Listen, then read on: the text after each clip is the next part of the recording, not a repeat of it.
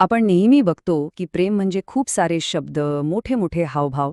पण विचार करा, मराठीत एक साधं छोटंसं वाक्य आहे, ज्यात एक वेगळीच म्हणजे शांत पण तितकीच जबरदस्त कल्पना लपलेली आहे.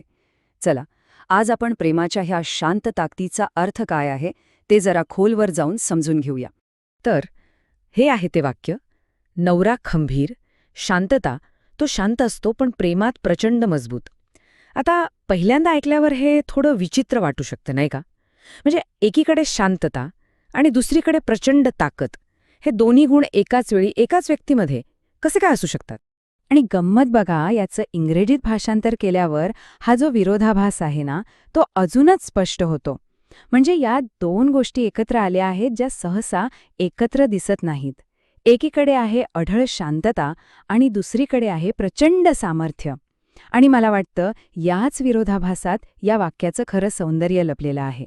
तर मग मूळ प्रश्न तोच राहतो की प्रेमामध्ये ही शांतता आणि एवढं मोठं सामर्थ्य एकत्र कसं काय नांदू शकतं?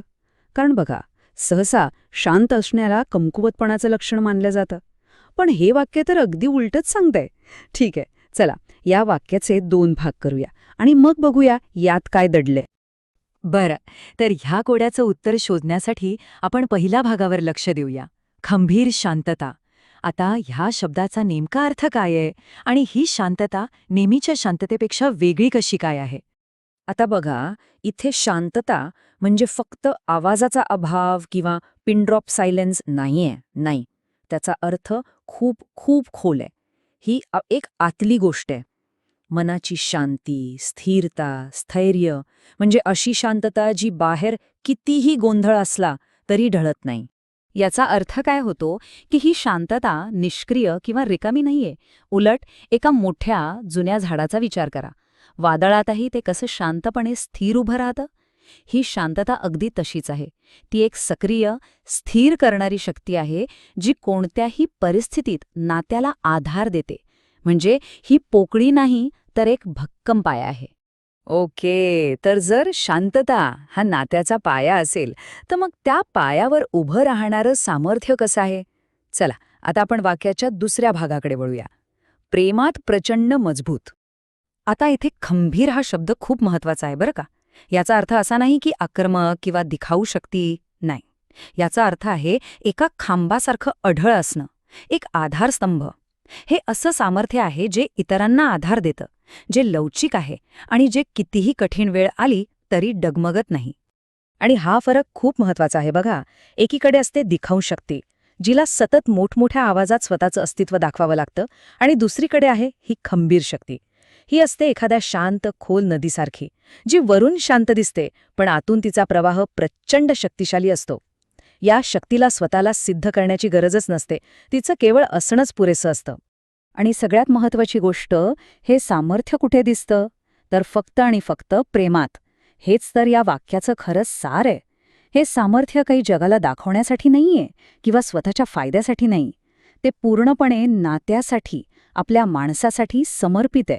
आणि म्हणूनच ते इतकं मौल्यवान आणि अर्थपूर्ण ठरतं. तर आता आपण दोन्ही बाजू बघितल्या, एक शांत बाह्यरूप आणि एक मजबूत अंतरंग. पण मग प्रश्न हा आहे की या दोन गोष्टी मिळून प्रेमाचं इतकं शक्तिशाली रूप कसं काय तयार करतात? म्हणजे शांतता आणि सामर्थ्य एकमेकांना मदत कशी करतात? याचं उत्तर या प्रक्रियेतच दडलेलं आहे. बघा, शांत स्वभाव हा फक्त एक गुण नाही, तर ती एक सुपीक जमीन आहे असं समजा. याच शांततेच्या जमिनीवर विश्वासाचा एक स्थिर पाया तयार होतो. आणि मग याच मजबूत पायावर प्रचंड शक्तिशाली प्रेमाचं झाड वाढतं, ज्याची मुळं खूप खोलवर रुजलेली असतात. म्हणजे शेवटी हे वाक्य आपल्याला हेच तर शिकवतं की प्रेमातल्या खऱ्या सामर्थ्याला आरडाओरडा करण्याची अजिबात गरज नसते. ज्याप्रमाणे एखादा दीपस्तंभ शांतपणे उभं राहून जहाजांना मार्ग दाखवतो, अगदी त्याचप्रमाणे हे प्रेम शांतपणे नात्याला आधार देतं. त्याचं अस्तित्व त्याच्या स्थिरतेत आणि विश्वासार्हतेतच जाणवतं. हे सगळं समजून घेतल्यावर एक विचार मनात येतो. आपण अनेकदा आपल्या आयुष्यातल्या नात्यांमध्ये वादळी, उत्कट प्रेमाचा शोध घेत असतो. पण कदाचित सर्वात टिकाऊ आणि मजबूत प्रेम हे शांतच असतं का? कदाचित खरं सामर्थ्य वादात सापडत नाही, तर त्या वादळातही शांतपणे उभं राहणाऱ्या त्या स्थिरतेत सापडतं.